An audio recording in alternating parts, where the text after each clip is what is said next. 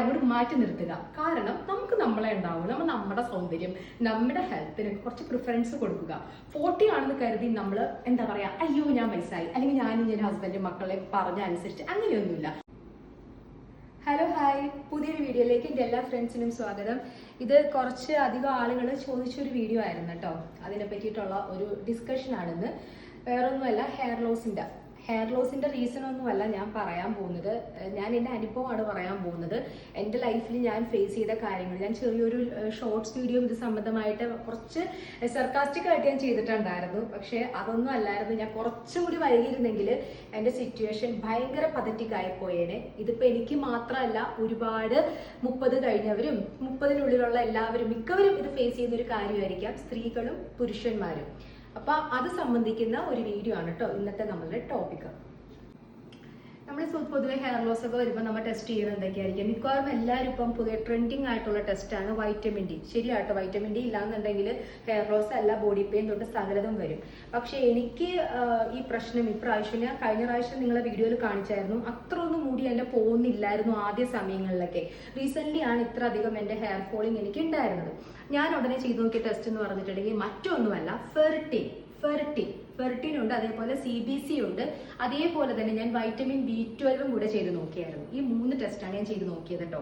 അപ്പൊ ഇത് ഞാൻ പറയുന്നത് വേറൊന്നുമല്ല, നിങ്ങൾ എല്ലാവരും ഈ വൈറ്റമിൻ ഡി മാത്രം ചെയ്തിട്ട് ഓക്കെ എന്ന് പറഞ്ഞ് മുടി കൊഴിച്ചിലിന്റെ റീസൺ അതായിരിക്കില്ല, ചിലപ്പോൾ ബാലൻസ്ഡ് ആയിരിക്കും എന്ന് പറഞ്ഞിട്ട് നിങ്ങൾ വേറെ ഒന്നും ചെയ്യാതെ മുടി പോവല്ല സീറം ടെമ്പററി നമുക്കൊരു സൊല്യൂഷൻ കിട്ടും, അത് മാത്രം നോക്കിയിരിക്കല്ലേ.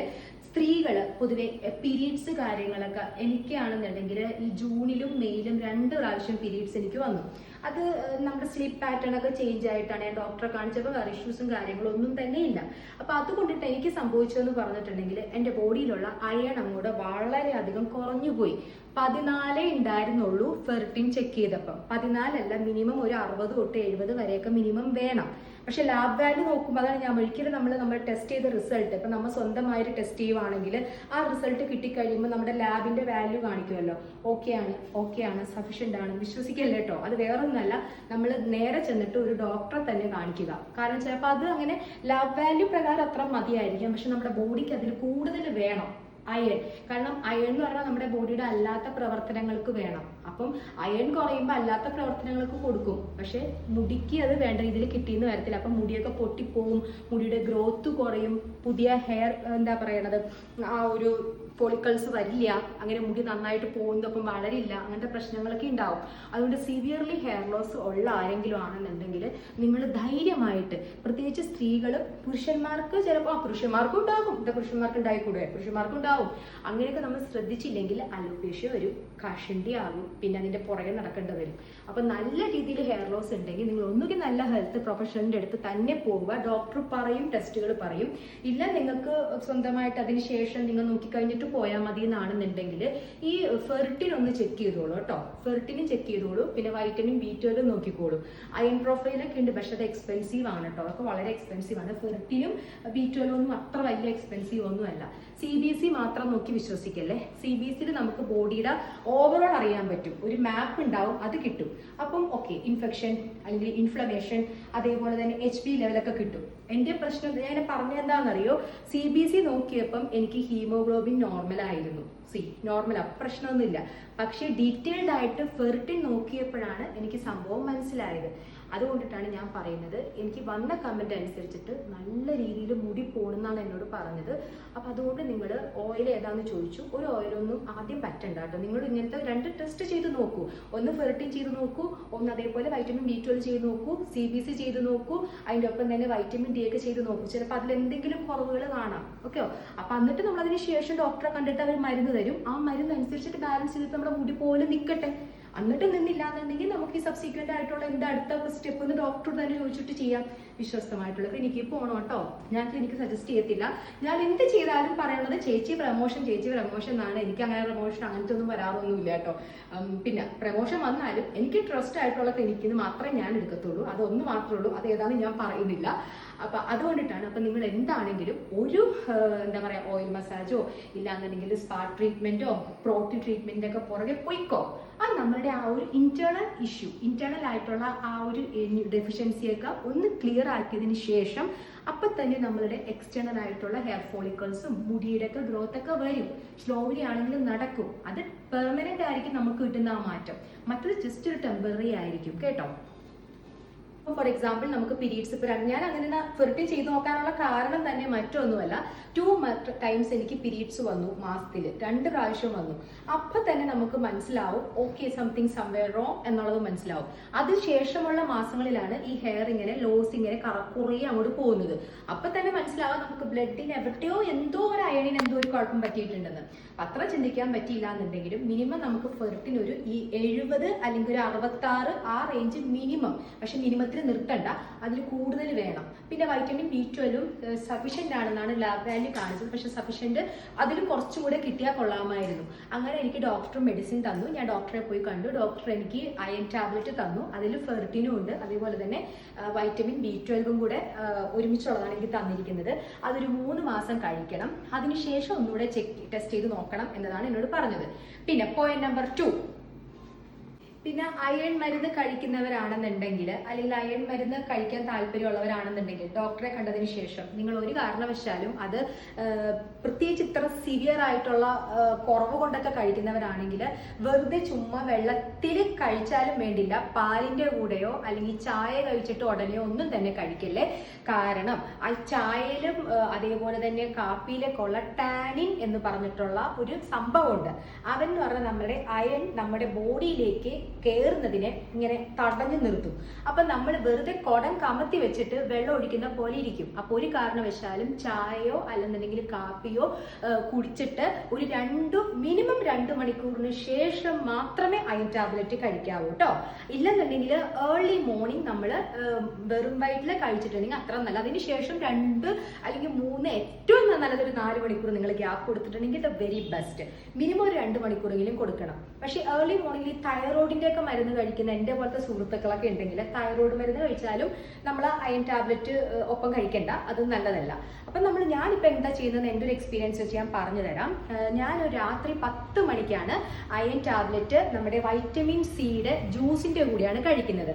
കാരണം അത് ഞാൻ പറയാം. വൈറ്റമിൻ സി എന്ന് പറഞ്ഞിട്ടുണ്ടെങ്കിൽ നമ്മുടെ ബോഡിയിലേക്ക് അയൺ കയറുന്നതിനെ കൂടുതൽ എൻഹാൻസ് ചെയ്യുന്നുണ്ട്. വളരെ ഫ്രണ്ട്സ് ആണ് വൈറ്റമിൻ സിയും അയണും തമ്മിൽ. അപ്പൊ നമ്മൾ വൈറ്റമിൻ സിയുടെ കൂടെ നമ്മൾ അയൺ ടാബ്ലറ്റ് കഴിച്ചിട്ടുണ്ടെങ്കിൽ ടാബ്ലറ്റിന്റെ എല്ലാ ഗുണങ്ങളും നമ്മുടെ ബോഡിയിൽ കയറുകയും ചെയ്യും, ഒപ്പം വൈറ്റമിൻ സിയും കയറും.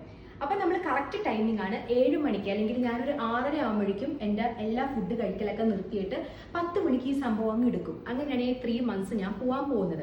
അതുകൊണ്ട് ടാബ്ലറ്റ് കഴിക്കുന്നവര് പാല്, അതേപോലെ തന്നെ കാൽസ്യം, ഹൈലി കാൽസ്യം ഉള്ള സംഭവങ്ങൾ കഴിച്ചിട്ട് പെട്ടെന്നോ ഇല്ലെങ്കിൽ മെയിനായിട്ട് ചായ കാപ്പി ഇത് കഴിച്ചിട്ട് ഉടനടിയോ അയൺ ടാബ്ലറ്റ് കഴിക്കണ്ട കേട്ടോ, ഗുണം കാണത്തില്ല. പിന്നെ കാൽസ്യം എന്ന് പറഞ്ഞാൽ കാൽസ്യം പിന്നെ കുറച്ചൊക്കെയാണ് അതിന്റെ അബ്സോർപ്ഷനെ പ്രിവെന്റ് ചെയ്യത്തുള്ളൂ. പക്ഷെ ചായ കാപ്പിയോ അങ്ങനെയല്ല, നല്ല രീതിയിൽ അതിലുള്ള ടാനിൻ പ്രശ്നമാക്കുന്നുണ്ട് നമ്മുടെ ബോഡിയിലേക്ക് അയൺ കയറുന്നത്. പക്ഷെ നല്ല ഡെഫിഷ്യന്റ് ആയിട്ട് അയൺ എൻ്റെ പോലെയൊക്കെ ആണെങ്കിൽ നിങ്ങൾ പരീക്ഷിക്കേണ്ട. എന്തായാലും നമ്മൾ ഇതിന് വേണ്ടിയിട്ടുള്ള മെഡിസിൻ നമ്മുടെ മുടി പോലെ കൊണ്ട് തന്നെയാണ് നമ്മൾ എടുക്കുന്നത്. അപ്പം വളരെ സിൻസിയർ ആയിട്ട് നമ്മൾ നല്ല കാൽസ്യവും അതേപോലെ തന്നെ ചായയും കാപ്പിയൊക്കെ കഴിച്ച് കഴിഞ്ഞിട്ട് ഒരു നല്ലൊരു ഇന്റർവെൽ, ഒരു 4 മണിക്കൂർ തന്നെ ഇന്റർവെൽ എടുത്തിട്ട് ദയവായിട്ട് കഴിക്കാൻ നോക്കുക. ഇല്ലെങ്കിൽ ഒരു മിനിമം 2 മണിക്കൂറിന് ശേഷം നിങ്ങൾ ഈ അയൺ ടാബ്ലറ്റ് വൈറ്റമിൻ സിയുടെ കൂടെ കഴിച്ചോ, നല്ല റിസൾട്ട് കിട്ടും. എനിക്ക് ഉറപ്പാണ് കേട്ടോ.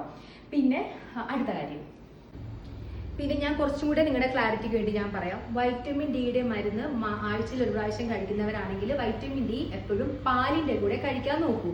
എൻ്റെ ഒരു അനുഭവമാണ് പറയുന്നത്. അതേപോലെ അയൺ ടാബ്ലറ്റിന്റെ മരുന്ന് നിങ്ങൾ കഴിക്കുന്നവരാണെന്നുണ്ടെങ്കിൽ അയൺ ടാബ്ലറ്റ് എപ്പോഴും വൈറ്റമിൻ സി ജ്യൂസ് ഒന്നുമില്ലെങ്കിലും ചെറുനാരങ്ങ വെള്ളം, ഉപ്പൊന്നും ആഡ് ചെയ്യല്ലേ, ചെറുനാരങ്ങ വെള്ളത്തിന്റെ കൂടെ കഴിച്ചാലും മതി, ഒരു പ്രശ്നമില്ല കേട്ടോ.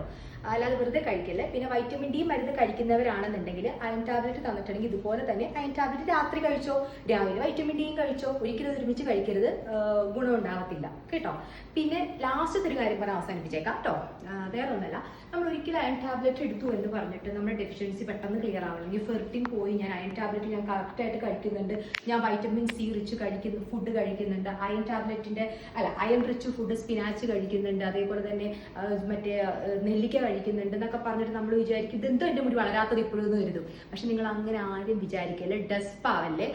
ഞാൻ ഉണ്ട് നിങ്ങൾ കൂട്ടായിട്ട്. ഇത് എത്ര വന്നാലും ഒരു 3 മാസം പിടിക്കും ഈ മുട്ടയൊക്കെ ഒന്ന് നിറയാൻ. ഷുവറാണ്, അതിനൊരു സംഭവമില്ല, അതിനൊരു കോംപ്രമൈസ് ഇല്ല. 2 to 3 മന്ത്സിന് ശേഷം മാത്രമേ നമ്മുടെ ഹെയർ ഫോൾ ഒന്ന് കുറയത്തുള്ളൂ. ഓക്കെ, അതിനുശേഷം പുതിയ മുടി വളർന്നു വരണമെങ്കിൽ വിൽ ടേക്ക് ടൈം, ഷുവർ. നമ്മളിപ്പം നമ്മുടെ ഹെയർ ഫോളിക്കിൾസ് ഒക്കെ ഒന്നിങ്ങനെ മനസ്സിലാക്കണം, ഒന്ന് സ്റ്റിമുലേറ്റഡ് ആയിട്ട് വരാൻ വേണ്ടിയിട്ട് കുറച്ചും കൂടി ടൈം എടുക്കും. അപ്പോൾ ഒരു 6 മന്ത്സ് ആകുമ്പോഴേക്കും പ്രശ്നമൊക്കെ ക്ലിയർ ചെയ്യും. അപ്പോഴേക്കും നമ്മൾ ആലോചിക്കുമ്പോൾ 6 മന്ത്സ് ആകുമ്പോഴേക്കും ഞാൻ എന്തായാലും മുട്ടയാകുമല്ലെന്ന് വിചാരിക്കും. അങ്ങനെയൊന്നും ആവത്തൊന്നുമില്ല കേട്ടോ. നമ്മളല്ലാത്ത ഫുഡുകളും കാര്യങ്ങളൊക്കെ കഴിക്കുക, വെറുതെ മരുന്ന് മാത്രം കഴിക്കരുത്. വൈറ്റമിൻ എന്താ പറയാ, നമ്മളുടെ അയൺ റിച്ച് ആയിട്ടുള്ള ഫുഡും കാര്യങ്ങളൊക്കെ നന്നായിട്ട് അങ്ങോട്ട് തട്ടിക്കോ. പക്ഷേ ആ ഒരു കാര്യം അവിടെ പ്രിൻസിപ്പിൾ അങ്ങനെ ആലോചിക്കുക. നമ്മുടെ അയൺ റിച്ച് ആയിട്ടുള്ള ഫുഡ് കഴിക്കുമ്പോൾ അതിന്റെ അടുത്ത് കൊണ്ടുവന്നിട്ട് കാൽസ്യം റിച്ച് ആയിട്ടുള്ളതോ അല്ലെങ്കിൽ ചായയോ കാപ്പിയോ ഒന്നും കഴിക്കാതിരിക്കുക. അതിന് മാത്രം കുറച്ച് സമയം എടുത്ത് അങ്ങോട്ട് കഴിക്കുക. അത്രേ ഉള്ളൂ പറയാൻ. നിങ്ങൾക്ക് വിഷമിക്കേണ്ട, വളരും. പിന്നെ സ്ട്രെസ് ഉണ്ടാവും, ഉറപ്പായിട്ടുണ്ടാവും. അതിപ്പോ അംബാനിക്ക് വരെ സ്ട്രെസ് ഉണ്ട്, നമ്മൾ പറഞ്ഞിട്ട് കാര്യമൊന്നുമില്ല. അപ്പൊ സ്ട്രെസ് ഉള്ളവരെ അങ്ങോട്ട് മാറ്റി നിർത്തുക. കാരണം നമുക്ക് നമ്മളെ ഉണ്ടാവും, നമ്മൾ നമ്മുടെ സൗന്ദര്യം, നമ്മുടെ ഹെൽത്തിനൊക്കെ കുറച്ച് പ്രിഫറൻസ് കൊടുക്കുക. 40 ആണെന്ന് കരുതി നമ്മൾ എന്താ പറയാ, അയ്യോ ഞാൻ വയസ്സായി, അല്ലെങ്കിൽ ഞാനും ഞാൻ ഹസ്ബൻഡ് മക്കളെ പറഞ്ഞ അനുസരിച്ച്, അങ്ങനെയൊന്നുമില്ല. അവര് ഇത്ര നാളൊക്കെ നമ്മൾ നോക്കിയില്ലേ, ഇനിയിപ്പോ നമ്മുടെ റിട്ടയർമെന്റ് ടൈമാണ്. അപ്പൊ നമ്മളെ തന്നെ ഒന്ന് സ്നേഹിക്കുക, നമ്മളുടെ ബോഡിയെ സ്നേഹിക്കുക. നമ്മളെ നടത്തുന്നത് നമ്മളുടെ ബോഡിയല്ലേ. നമ്മളുടെ ഈ ഒരു ബോഡി ഇല്ലാന്നുണ്ടെങ്കിൽ നമുക്ക് ജീവിക്കാൻ പറ്റുമോ, നമുക്ക് ഇവരെ നോക്കാൻ പറ്റുമോ? അപ്പൊ നമ്മളെ ഏറ്റവും കൂടുതൽ പ്രൊട്ടക്ട് ചെയ്യുന്നത് നമ്മുടെ ബോഡിയാ. അപ്പൊ ആ ബോഡിയോട് നമ്മൾ കുറച്ചെങ്കിലും ആത്മാർത്ഥത ഉണ്ടാവണ്ടേ? അപ്പൊ അതിന് വേണ്ടിയിട്ട് നമ്മൾ ശ്രമിക്കുക, സ്ട്രെസ് മാറ്റി വെക്കുക. അതിന് പകരം നമ്മൾ കൂടുതൽ സന്തോഷിക്കുക. വെറുതെ ഇതൊക്കെ ബുക്കൊക്കെ വായിച്ചേക്കും, ടി വി കണ്ടൊക്കെ ചിരിച്ചേക്കാം, ഫുഡൊക്കെ കഴിച്ച് അടിച്ചുപിടിച്ചോടെ ജീവിക്കുന്നേ. അത്രേ ഉള്ളൂന്നേ. അപ്പൊ എന്തായാലും thanks for watching me. Love you. Take care. Bye bye.